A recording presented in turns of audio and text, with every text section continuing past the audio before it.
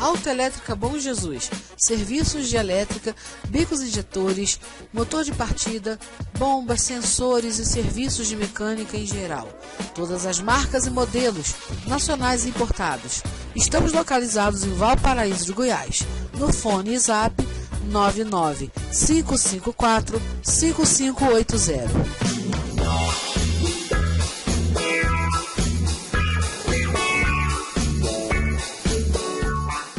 Olá pessoal, já deixa o seu like, se inscreve no canal, ativa o sininho, comenta e compartilha nas suas redes sociais. Obrigada! Olá pessoal, nesse primeiro vídeo do Opinião no Canal, eu vou estar abordando, vou estar abordando com vocês uma temática que eu gosto, que é política. E eu quero falar a respeito desse novo governo que aí está, do governo Bolsonaro. Chegamos a 1 ano e 11 dias de governo, então quero estar falando sobre isso, tá? Mas antes, pessoal, de falar diretamente, de entrar diretamente no ponto, é preciso fazer uma explanação para que vocês entendam uma coisa, tá? Para que vocês tenham um entendimento melhor da questão.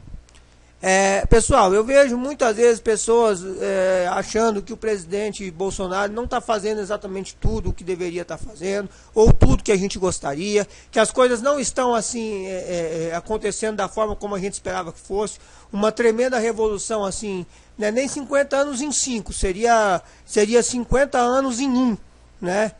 É o que a gente de fato gostaria, eu sei disso, mas a gente não está vendo e a gente precisa ter um entendimento do porquê que as coisas elas não acontecem assim tão rapidamente como gostaríamos.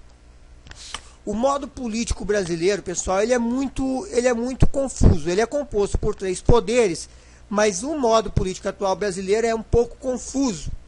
E muitas vezes os poderes eles se invertem, tá? E eu vou explicar já por quê. Hoje no Brasil, como é que funciona o esquema político brasileiro? Nós temos o poder executivo, que deveria ser, na teoria, o principal poder do país, que é onde está o mandatário da nação, o seu vice e a sua equipe. Na intermediária, né, no intermédio aí dos poderes, nós temos o poder legislativo, que em teoria deveria ser a Casa do Povo, composta pela Câmara dos Deputados e o Senado da República, o Senado Federal, né, o Senado composto por, se não me engano, por 53 ou 54 senadores e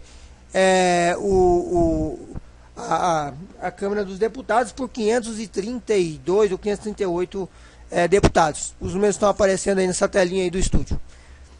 Bom, e por fim, nós temos aí o terceiro poder, né? Que seria a outra ponta dos 3 poderes, que é o Poder Judiciário, que tem como função abrigar a mais alta corte do país, que corresponde-se à Suprema Corte Brasileira, ao STF, composta por ministros, né, da área jurídica, pessoas da área jurídica, e que tem por objetivo tratar das questões jurisdicionais, das questões jurídicas, acerca de leis, de cumprimento de coisas, etc., né, de julgamento de pessoas, etc. O Poder Judiciário também tem as suas instâncias, o Poder Legislativo também tem as suas instâncias. Então são esses os 3 poderes. Isso é muito óbvio, isso a gente aprende na escola. Mas esse modo aqui no Brasil, ele é executado de uma forma muito confusa. Muitas vezes, pessoal, é comum o Poder Legislativo e o Judiciário sobressaírem ao Poder Executivo. Algumas vezes, pessoal, é sério. O presidente da República, o mandatário da nação, o seu vice e sua equipe, o Poder Executivo em si, ele tem uma atuação mais figurativa do que ativa. Essa que é a grande verdade. Ele tem uma ação mais figurativa do que ativa, entendeu? E isso é muito comum no Brasil, e isso acaba atrapalhando o andamento das coisas, porque o Poder Executivo ele está muito mais atrelado ao Legislativo e às vezes ao Judiciário, ou a ambos, os outros 2, do que nunca. E isso acaba atrapalhando um pouco o andamento dos processos, porque se um dos outros 2 poderes não estão interessados que a coisa ande na forma como tem que andar, que a coisa aconteça como nós, cidadãos, desejamos que aconteça, né, que ocorra, aí o Poder Executivo acaba não conseguindo fazer com que as coisas andem. E é claro que como está tudo atrelado, é tudo anexado à imagem do Poder Executivo. Ou seja, as coisas boas e coisas ruins são todas atreladas à figura do presidente, seu vice e sua equipe. Não adianta. O que o Legislativo e o Judiciário faz ou deixa de fazer é tudo atrelado à imagem do Poder Executivo. No Brasil é assim que funciona e muitas vezes essas inversões aí de, às vezes, o Legislativo, geralmente é o que acontece mais, o Legislativo sobrepor o Executivo e às vezes o Judiciário, ou às vezes ambos fazerem juntos, isso acaba criando, respingando e manchando a imagem do Executivo, fazendo com que o Executivo pareça que não está totalmente alinhado com os interesses do povo. Tá? Então é preciso que haja esse entendimento para entender por que o governo chegou até aqui. Tá? E como é que as coisas sucederam até aqui. Bom, pessoal, por fim, nessa explanação é preciso entender o seguinte: a gente já não aguentava mais esses governos de esquerda, né? Em 2016 nós demos a sorte. Esse modus operandi teve até um ponto positivo. Foi graças a esse modo de fazer política que nós demos a sorte de que o governo de esquerda fosse degolado do Brasil, né? Diante das trapalhadas da Dilma Rousseff, ela colocou, ela se enrolou tanto nas suas próprias trapalhadas que ela acabou colocando a corda no pescoço do Congresso e do Judiciário. Diante disso, o Congresso, o Poder Legislativo e o Judiciário, eles tiveram que tomar providências para não se enforcarem junto. E numa casa que nem o Legislativo, por exemplo, que tem 500 e tantos deputados, tem 50 e tantos senadores, é gente pra caramba, são vários estados da nação e etc. Numa casa desse tamanho, mais parece uma cidade, pessoal, eu já estive no Senado, que lá parece uma cidade dentro de Brasília, que lá tem o coeficiente populacional do Congresso, para vocês terem uma ideia, do Congresso, que engloba as duas casas, para vocês terem uma ideia, equivale a uma cidade interior pequena. Se não me engano, são mais ou menos 5.000 pessoas que atuam ali naquele lugar.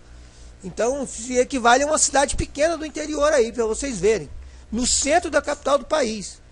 Né? Então, para que eles conseguissem tirar, não fossem enforcados com as trapalhadas da Dilma, eles tiveram que tirar a corda do pescoço e com isso a gente conseguiu que a Dilma caísse.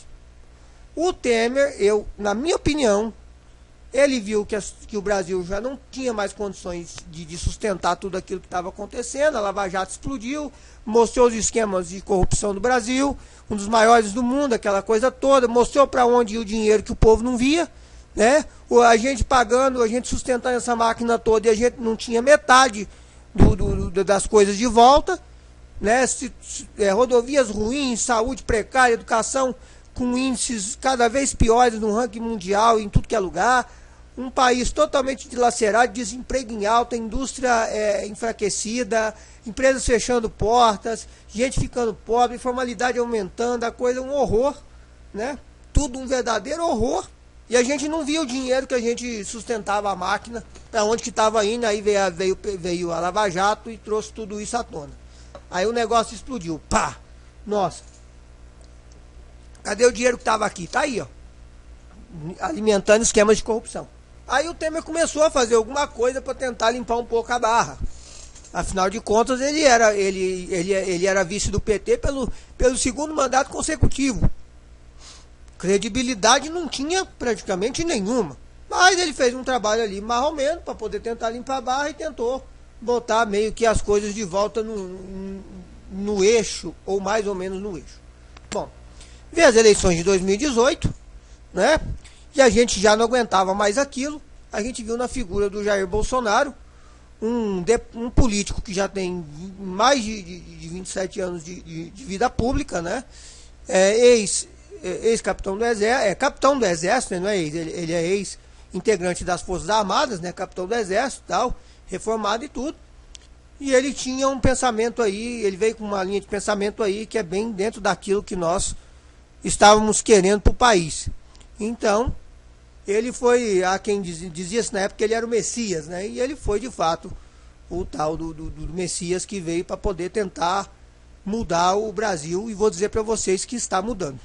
E aí agora a gente entra na pauta do tema, porque vocês vão entender aí como é que foi esse 1 ano e 11 dias de governo do Bolsonaro.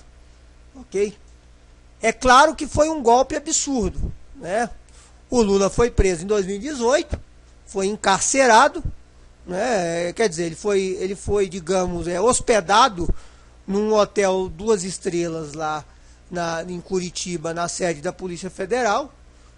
Ficou lá um tempo, mas ele foi hospedado lá sem possibilidade de sair para a rua, só podia ver o sol nascer pela janela, né? O que gerou um certo transtorno para aquele bairro Santa Cândida, enfim. Não vai falar disso, não é o mérito falar disso aqui agora, mas vocês sabem como é que tudo sucedeu.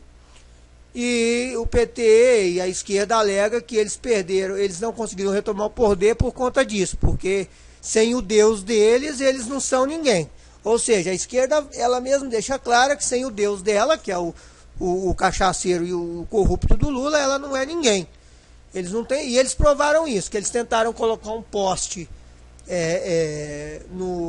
para substituir o Lula, que foi aquele inexpressivo do Fernando Haddad, com aquela esquisita da Manuela Dávila, que não fede nem cheira, aquela comunistinha de iPhone que fala bobagem, mas vai passar as férias em Nova York e usa produtos da Apple, né?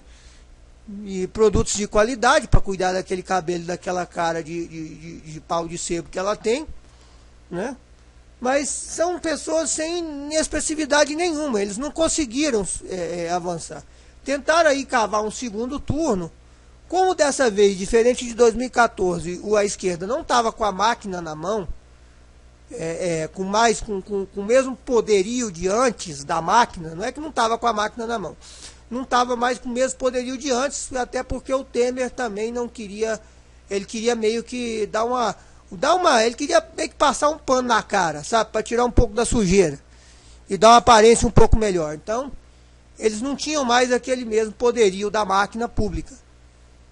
Eles tentaram cavar um segundo turno aí, mas a vontade popular prevaleceu e o Jair Bolsonaro foi eleito.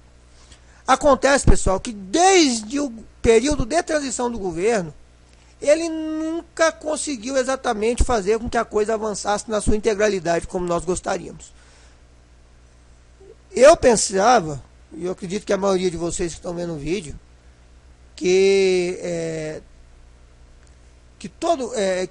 com a eleição do Bolsonaro a coisa ia mudar da água para o vinho, numa velocidade mais rápida, o que de fato infelizmente não aconteceu, e isso se deve porque, como eu falei para vocês no começo do vídeo, o modo de fazer política no Brasil, que dentro dos 3 poderes, aqui no Brasil é um pouco complicado, porque às vezes os poderes se invertem, uns se sobressaem mais que os outros, de acordo com os interesses, e aí fica difícil, né? E quando há momentos em que o executivo fica com uma imagem mais figurativa do que um poder com um poder ativo, né?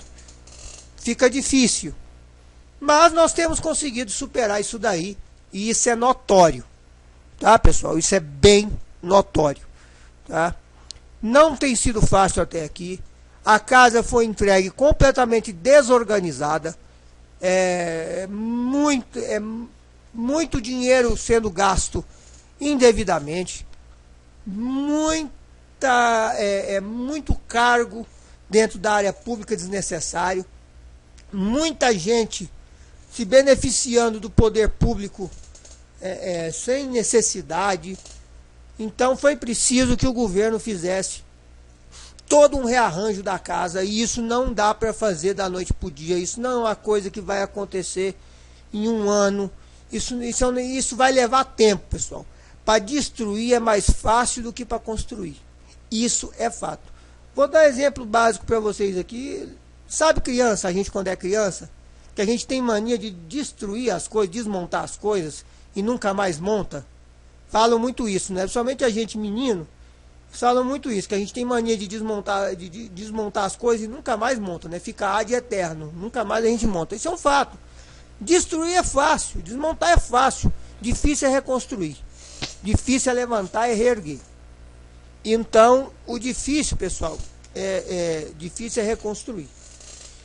E é uma coisa que não é fácil, não foi tão simples, nem está sendo. Mas nós tivemos grandes vitórias aí, né? A atual gestão começou, primeiramente, reduzindo ministérios, que tinha ministério demais. Galera, na época do Fernando Henrique, para vocês terem uma ideia, existia apenas o Ministério da Educação, Cultura e Desporto. Já era assim. Foi na época do governo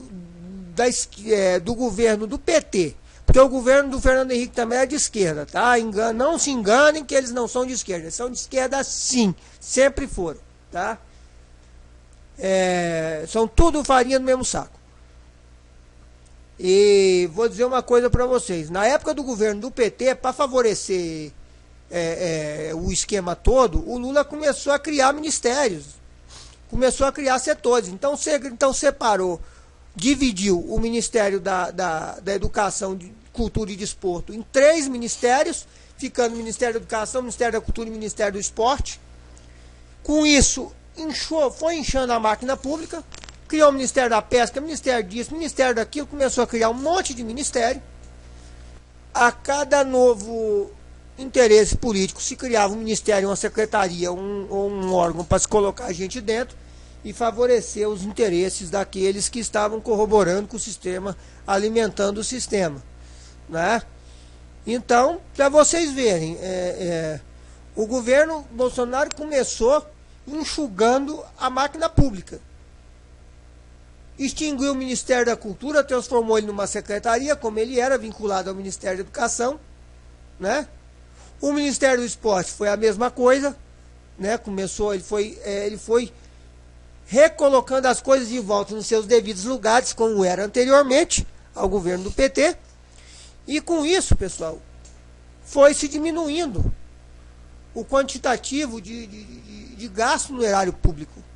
É claro que no caso do Ministério da Cultura, artistas, lacradores que se beneficiavam de leis como a Rouanet para poder sustentar a sua vidinha regrada a caviar, a bons hotéis, a shows mega faraônicos, a uma vida de rei, né? É claro que esses artistas lacradores aí que se beneficiavam disso foram contra, fizeram campanha contra o rebaixamento, a extinção do Ministério da Cultura e um rebaixamento para a secretaria, fizeram fazem balbúrdia contra a engrossada de caldo com relação a obter dinheiro da Lei Rouanet.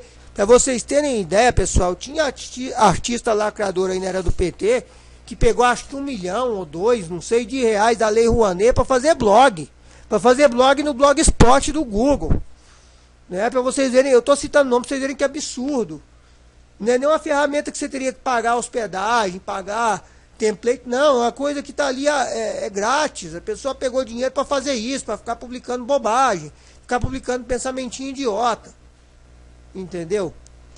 Teve gente que fez isso da área artística. Né? E você vê um cinema nacional aí, que não é lá essas coisas, melhorou muito, mas ainda não é lá essas coisas. Você vê aí uma coisa interessante. Muitas cidades no Brasil, pelo interior afora, uma grande quantidade de cidades no interior afora não tem cinema. E as que chegavam a ter cinema, a maioria delas hoje não tem mais, que eram cinemas de rua, porque não tem incentivo. O governo federal nunca fez incentivo. A Lei Rouanet nunca foi direcionada corretamente para os fins ao qual ela se dizia ser direcionada. Vou dar um exemplo para vocês. Araguari, cidade da minha família. Lá em Araguari, nos tempos áureos, chegou a ter 5 cinemas. 5 salas de cinema, numa cidade que tinha menos de 100 mil habitantes no passado. Tinha o Cine Lux, o Cine Rex, que foi o penúltimo cinema da cidade. Tinha o Cine Olido, que pegou fogo. Tinha o Cine Apollo, que depois virou Cine Hits, e foi o último cinema. Foi um dos últimos cinemas a funcionar na cidade. E depois tentou criar um tal de Cine Odete lá, que até onde eu sei parece que também não conseguiu ir para frente. Está lá, mas enfim, são espaços que estão. Hoje o Cine Rex, por exemplo, vocês terem uma ideia, que é um prédio todo em estilo Art Deco, é um restaurante. Não funciona mais, né, há muitos anos. Então, você vê, cidades que Outrora tinha cinema, não tem mais, não tem teatro, não tem nada. Que lei Rouanet é essa? Então, foi feito todo um enxugamento dessas questões, foi feito todo um tratamento para essas questões, né, para acabar com essa farra do dinheiro público. Então houve enxugamento de ministérios, houve redução no funcionalismo público, no erário público. Isso trouxe um monte de benefícios. Querendo ou não, isso trouxe benefícios. Isso deixou a esquerda empolvorosa e completamente desesperada. Né? Porque quanto mais o tempo passa, mais eles estão perdendo força. E conseguir um poder sem força é quase impossível. Bom, o que mais foi acontecendo nesse governo? O Bolsonaro começou a colocar pessoas competentes dentro da esfera pública, ao invés de pessoas com mentalidade política. Ele foi colocando pessoas com mentalidade técnica em setores importantes do país, como o Ministério da Economia, onde ele colocou o economista Paulo Guedes, renomada pessoa da área da economia, premiado, inclusive, um cara que sabe lidar com capital, sabe lidar com a questão econômica, e ele vem fazendo um excelente trabalho. O Ministério da Economia quase não aparece porque ele vem fazendo um excelente trabalho. Por isso que quase não aparece. Porque o Brasil progride. As bolsas de valores, a Bolsa de Valores de São Paulo voltou a bater recordes, superou todos os seus recordes históricos batidos até então. A Bolsa de Valores, durante um ano, ela bateu recordes históricos, um na sequência do outro. Pode não ter sido logo em seguida, mas foi um na sequência do outro. A Bolsa de Valores de São Paulo vem tendo uma alta histórica de recordes, de quebra de recordes, como nunca na história daquela instituição. O agronegócio impulsionando a economia como sempre, com a economia mais solidificada, ajudou a economia do Brasil ir lá para cima, e nós terminamos o ano com superávit, nós terminamos o ano com saldo positivo. A indústria no segundo semestre ficou mais aquecida, voltou a contratar, o maquinário voltou a trabalhar a pleno vapor, pessoas voltaram a conseguir emprego. O setor terciário também de comércio voltou a contratar, as vendas voltaram a aumentar, a se aquecer, o emprego de carteira assinada cresceu no último semestre e terminamos o ano com saldo bastante positivo. O Brasil está mais forte economicamente falando, e mesmo com alta de dólar, com alta de petróleo, com alta de uma série de coisas, que estão atreladas a questões globais, tá certo? O Brasil segue crescendo economicamente. Há emprego, há perspectiva de vida, o salário mínimo aumentou. Pela primeira vez na história recente, passou dos 3 dígitos, tá para 1.000 e pouco agora o salário, né? Tá aparecendo aí na telinha.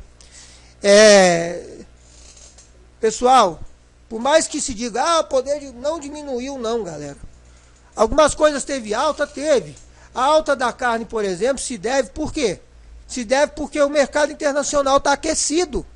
E países como China, por exemplo, estão importando mais carne do Brasil. Obviamente que para o produtor de carne, né, é mais interessante para ele vender para fora. Isso a gente sabe, que no momento ainda é mais interessante para ele vender para fora. Então é claro que isso acaba, com o aumento das exportações, acaba fazendo com que o preço da carne se eleve. É ruim para nós? Partes é. Mas isso não quer dizer que está ruim. Isso não quer dizer o que a esquerda fica vomitando por aí, que o Brasil está ruim, que não presta, que o povo está deixando de comer carne, que o pobre não está tendo acesso a coisa. Não é isso. O Brasil está passando por sérias mudanças. E não é da noite para o dia que a gente vai ver o pobre tendo uma vida de classe média. Isso é uma coisa que leva tempo e precisa de um trabalho árduo, contínuo, em cima de questões econômicas. Precisa se enxugar ainda mais a máquina pública. Precisa melhorar a qualidade dos serviços prestados pelo poder público. Precisa se desburocratizar, tá? Ainda mais as coisas. para que pequenos empresários, para que empresários nanicos, como a minha esposa, por exemplo, para que a gente possa investir, para que a gente possa ter acesso a mais meios de obter capital, para poder crescer, para poder gerar emprego, gerar mais renda. É isso, é uma roda, essa engrenagem tem que girar, mas tem que girar no compasso certo. O motor tem que funcionar todo no ponto. Tá? É como um motor de carro, se ele estiver fora do ponto, ele trabalha mal. O motor do carro tem que estar no ponto para que ele trabalhe corretamente. E isso está sendo feito pelo Ministério da Economia, né? Que é o que a esquerda odeia. O Brasil está melhorando, o Brasil está mudando, estamos chegando com um saldo positivo. E outra coisa, a esquerda, pessoal, ela vem tentando de tudo quanto é maneira obter, desestruturar o governo e queimar esse governo no intuito de tentar assim voltar ao poder como se fossem os verdadeiros salvadores da pátria. O vídeo está grande, mas está valendo a pena, acredito eu. Então vamos lá. O que acontece, pessoal?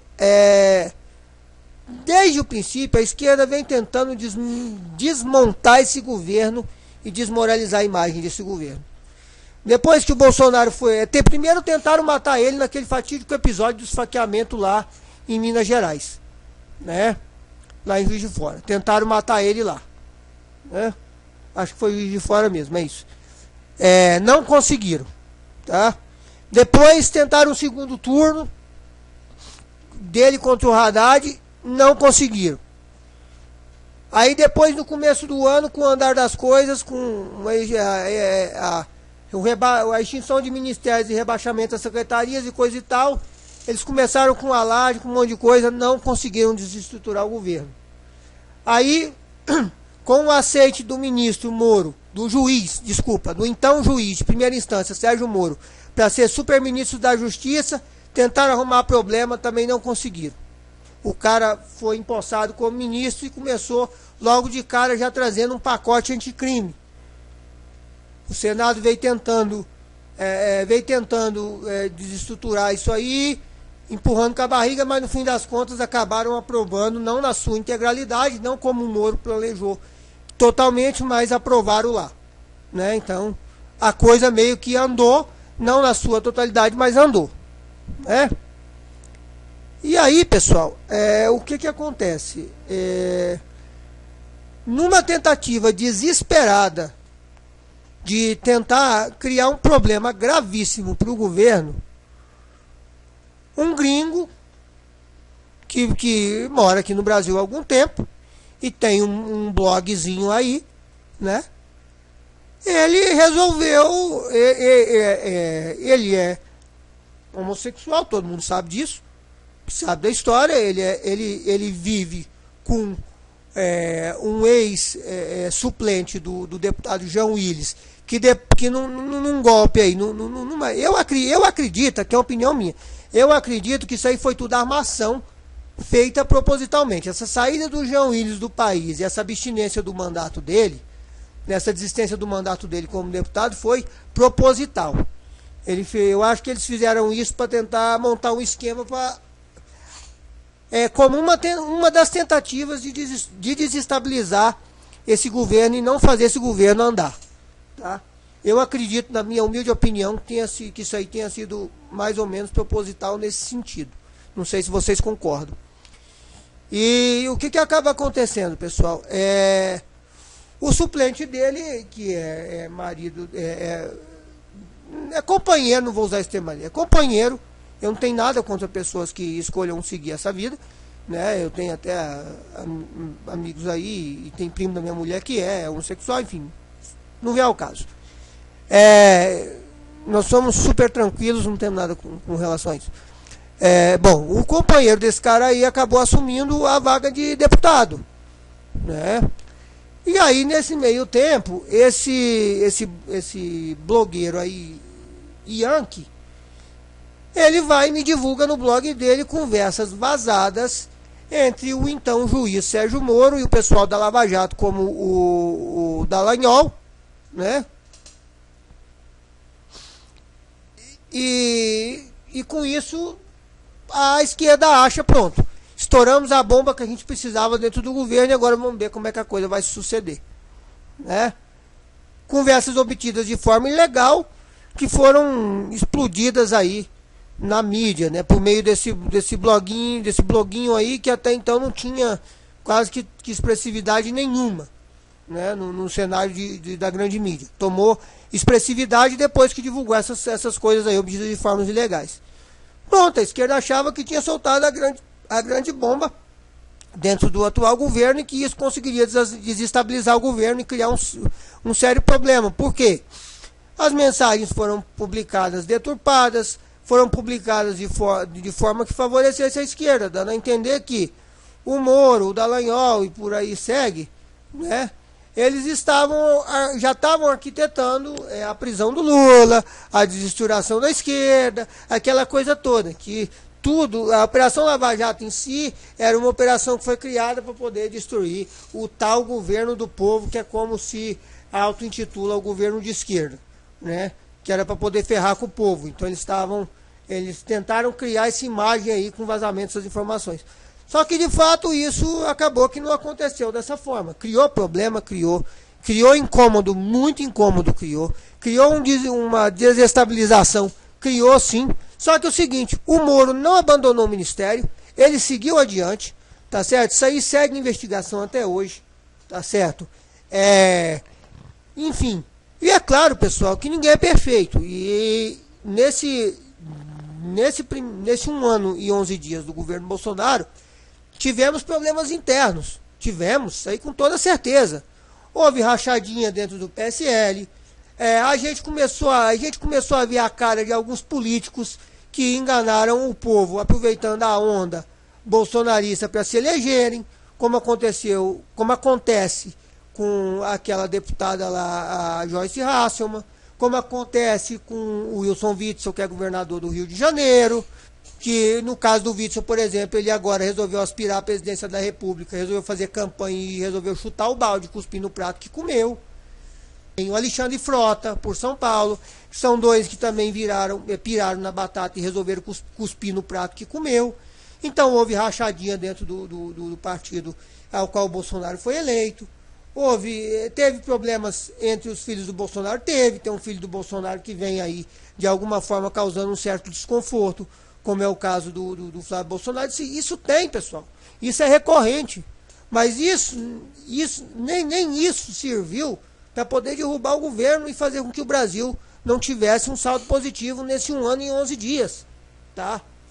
Isso serviu, isso criou problema, isso vem criando alguns desconfortos, mas o Brasil segue avançando e o que importa é isso, o que interessa para nosso povo é isso, o Brasil segue avançando, as reformas seguem acontecendo, com muita dificuldade de aprovar a tão necessária reforma da Previdência, que a esquerda nunca coloca uma solução eficaz contrária a ela, e só se diz contra e fala que é uma merda e que isso, que aquilo, mas na verdade eles não têm proposta nenhuma, tá? Eles só não aceitam, por quê? Porque na época deles, eles falavam em aprovar a reforma da Previdência e nunca faziam, né? O Lula mesmo já falou da necessidade disso e nunca fez.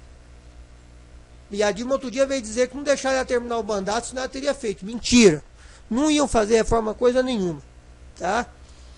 E eles nunca apresentam nada e falam com muita peleia ali, né? Muita peleja.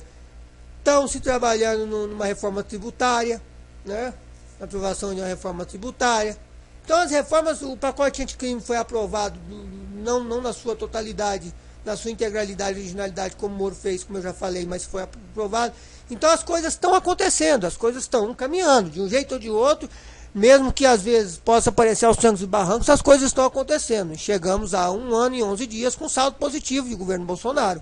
E isso é um fato, pessoal. Isso é um fato que ninguém pode negar. Tem problemas, tem, né? Nós vemos agora, por exemplo, uma coisa que é inegável da gente não citar. Uma coisa que pra gente pode parecer um pouco, nós cidadãos comuns, eu vou falar disso aqui, eu sou totalmente bolsonarista, mas vou falar disso aqui como um cidadão, eu vou colocar minha opinião, já que o quadro é a opinião do canal e eu não poderia deixar de falar o que eu penso. O Bolsonaro resolveu criar um novo partido, Aliança pelo Brasil. Pô, legal, beleza. Mas num país onde a gente já tem tantos partidos políticos, mais um. A gente pode parar para pensar assim e falar mais um. Né? Pô, a gente não quer que crie partido político, a gente quer que reduz os partidos políticos para que a gente tenha menos partidos políticos e menos gastos. O gasto com partido político é altíssimo. Ainda a gente vê se falando na criação de mais um. Né? Pode soar um pouco assim, pode soar uma coisa assim para a gente, cidadão comum, cidadão de bem que quer mudança, a gente pode falar, pô, peraí, Bolsonaro, mas, pô, criar partido, mais um, será que essa é a solução? Mas é preciso que se entenda o contexto, pessoal. O PSL, por exemplo, é um partido que não tem, que está com problemas, sim, estruturais dentro do próprio partido. Então, o presidente entendeu que para ele seria melhor a saída e criação de um novo partido. Então esperamos que esse novo partido Aliança pelo Brasil ele venha para somar, ele venha realmente para fazer a diferença, que ele seja oficialmente criado e que ele venha aí para fazer a diferença no país, né? Que realmente ele seja composto por pessoas compromissadas com os interesses do povo e não com os interesses deles mesmos, políticos, da classe política, né? E nem dos mega empresários aí, empreiteiros. Que venham com pessoas compromissadas com os interesses do povo, dos patrões, que é a gente. A gente é patrão daquela cambada toda lá, só que eles invertem tudo e fica parecendo que eles é que mandam no povo. E, na verdade, não era para ser assim, né? Então, que esse partido aí, ao ser criado, que o Bolsonaro consiga criá-lo e que seja uma coisa positiva, tá? Porque ser mais um entre tantos outros, realmente a gente tem que ser sincero. Eu estou sendo sincero, não estou aqui querendo desmerecer. A gente tem que ser sincero. Mas um entre tantos outros ninguém quer, né? Olha só o que a esquerda vem tentando fazer. A esquerda, na tentativa de desestabilizar o governo, ela vem tentando, então, já que as outras bombas que ela jogou aí não tem surtido o efeito que ela gostaria, o que a esquerda fez agora? Qual foi a última tacada agora da esquerda? A esquerda tentou arrumar um jeito do governo vir a sofrer um processo de impeachment. E como é que acontece isso nesse atual momento? Como é que isso pode vir a acontecer, pode vir a surgir? É o seguinte, pessoal, o fundão partidário. Já que a esquerda não estava conseguindo ter êxito nas suas ações, a esquerda resolveu partir então para fazer política.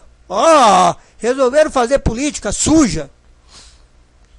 Então a casa já vinha aprovando, já vinha discutindo, a casa, né, o Congresso, já vinha discutindo a questão a questão monetária do fundo partidário esse ano. E aí o que a esquerda fez? A esquerda acabou que entrou na roda com a política suja deles, no intuito de seguinte: nós agora apoiamos o aumento do fundo partidário, como se foi proposto, não sei quantos milhões lá. Então, acabou, pessoal, que a esquerda ela entrou na onda dizendo que apoia e tudo, que fez com que ela ficasse bem com partidos mais de centro, aquela coisa toda, os outros partidos de centro-esquerda, enfim.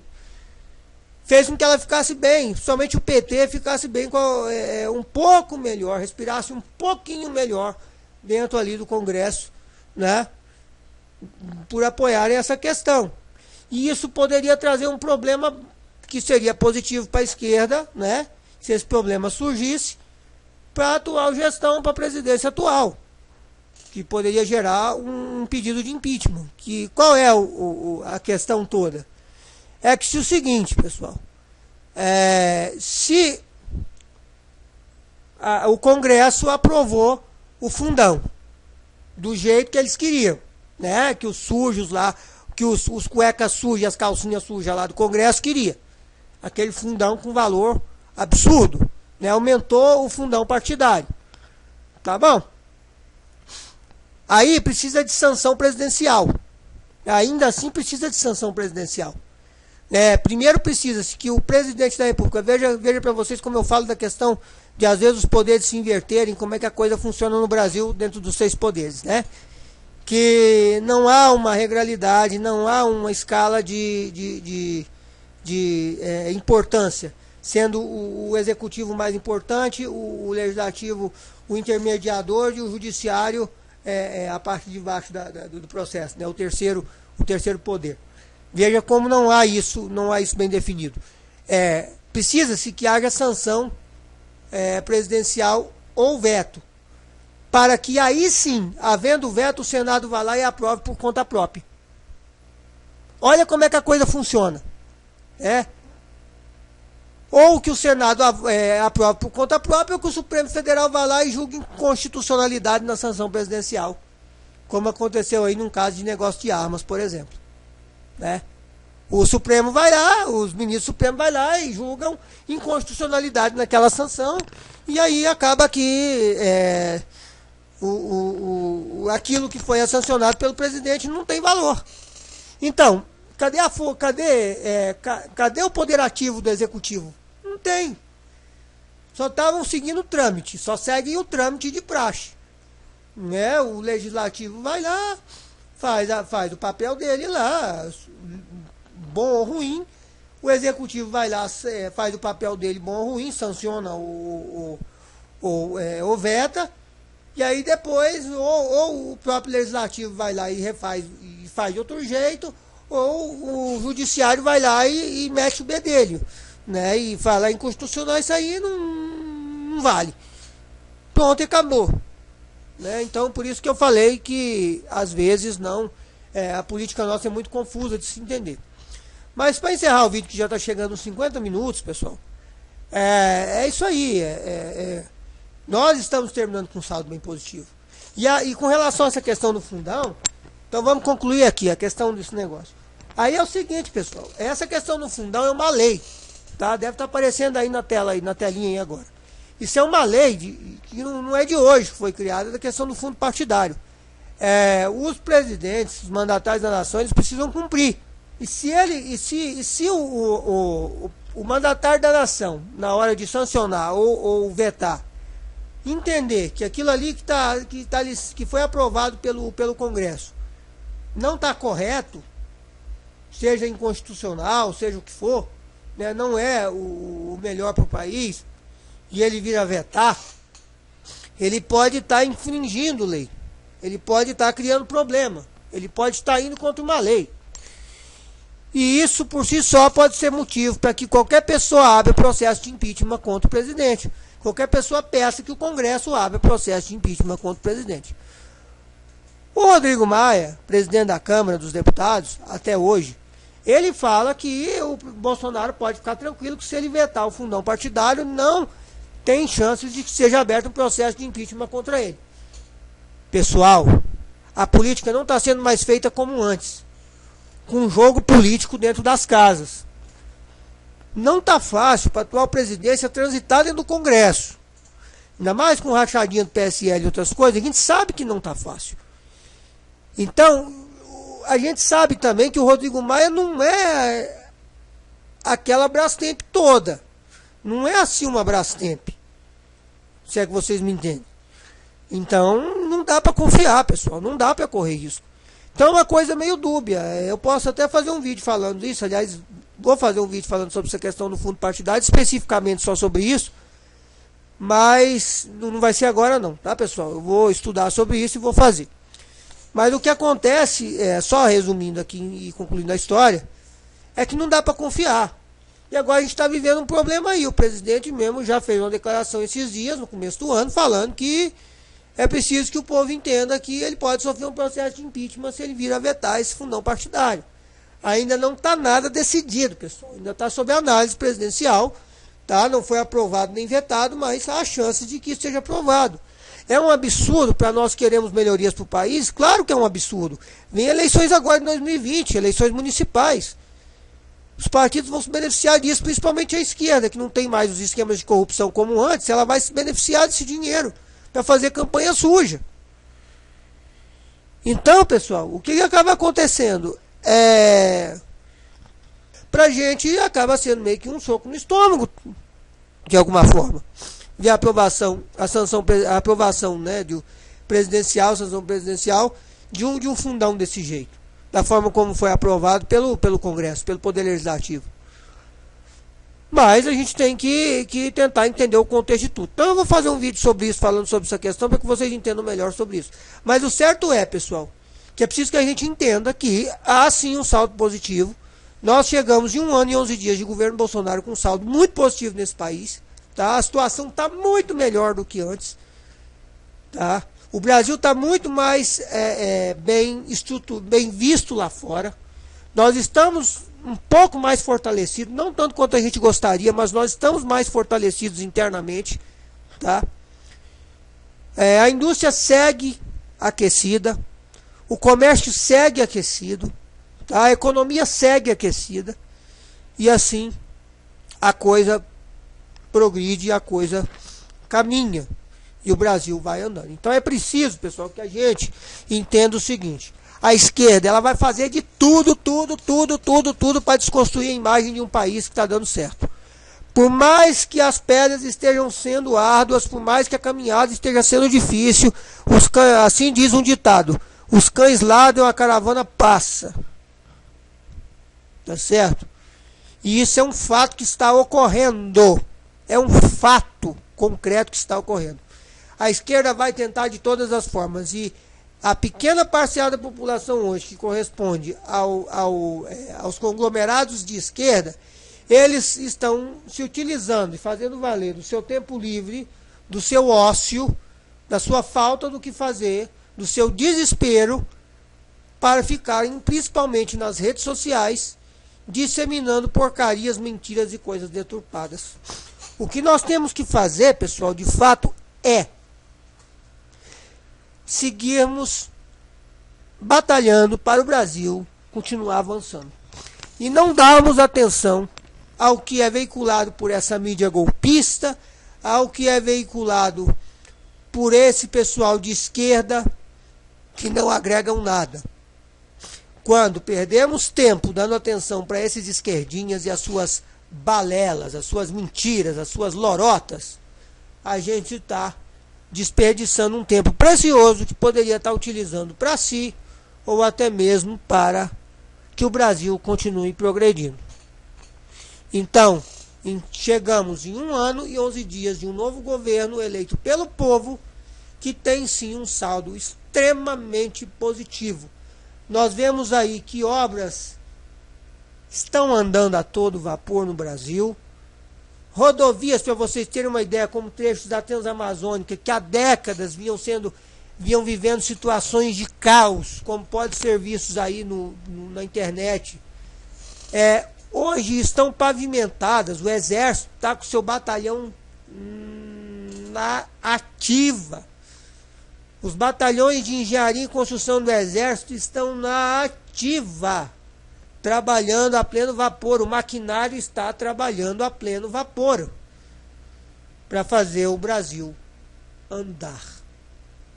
E as coisas estão acontecendo e são visíveis. Visíveis.